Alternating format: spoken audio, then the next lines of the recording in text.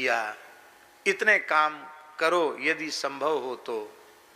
नित्य प्रति स्नान करने के पश्चात एक कण ब्रजरज का मुख में लो, मस्तक पर थोड़ी ब्रजरज लगाओ, श्रद्धा पूर्वक प्रणाम करके ब्रजभूमि को।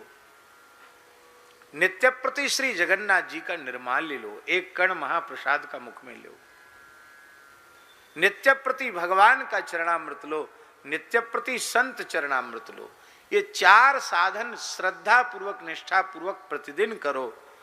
हम आपको प्रतिज्ञा पूर्वक कहते हैं भगवान की साक्षी में, आप श्रद्धा पूर्वक ये साधन करेंगे, आपका अंतःकरण निर्मल होगा, आपके हृदय में ज्ञान भक्ति वैराग्य सब प्रकट हो जाएगा, आपका जीवन सफल हो जाएगा।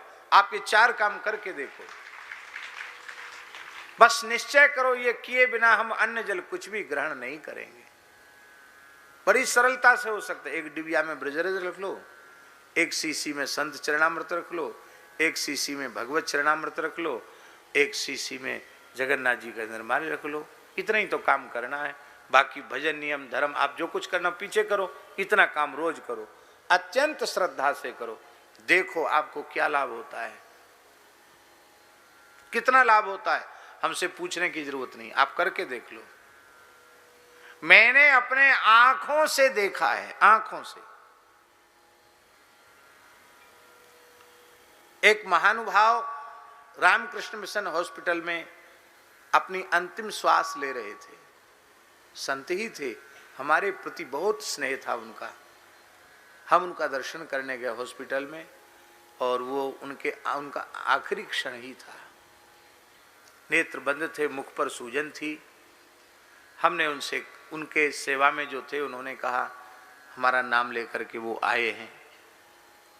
तो उन्होंने, उनके मुंह से धीरे से निकला, क्या लाए हैं? तो हम संत चरणामृत ब्रजरज ये सब लेके गए थे। मन में हमारे भाव हुआ कि भाई जब अंतिम स्थिति है तो कुछ न कुछ तो लाभ होगा। तो उनको बहुत वेदना हो रही थी मृत्यु के समय में, और पता नहीं क्या कुछ दिख रहा था, उससे वो व्याकुल हो रहे थे। जैसे ही मुख में संत चरणामृत गया, थोड़ी ब्रजरज गई, महाराज जी आश्चर्यजनक मेरी आंखों के सामने की घटना है।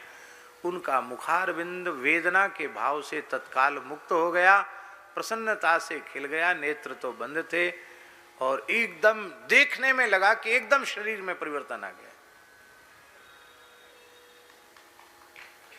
और उनकी सेवा में जो बालक रहता था, उन्होंने पूछा, बाबा आप कैसे हो? तो उन्होंने कहा कि राधा रानी अष्ट सखियों के सहित सामने खड़ी है और बरसाना चलने को कह रही है। ये अंतिम शब्द थे। और बक्सर वाले मामा जी की कथा चल रही थी वृंदावन अनाज मंडी में। अंत में उन्होंने कहा, श्रीमन नारायण जी को बुला दो। तो श्रीमन नारायण कह पाए, आगे बोल ही नहीं पाए, प्राण निकल गए। ये किसकी महिमा थी?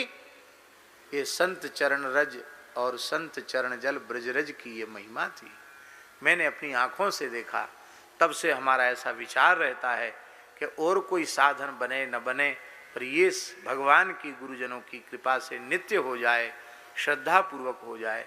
हम उठते ही स्नान करके संत चरण रज लें, संत चरण जल लें, भगवत प्रसाद लें, जगन्नाथ जी का महाप्रसाद लें, इसके बाद कुछ करना।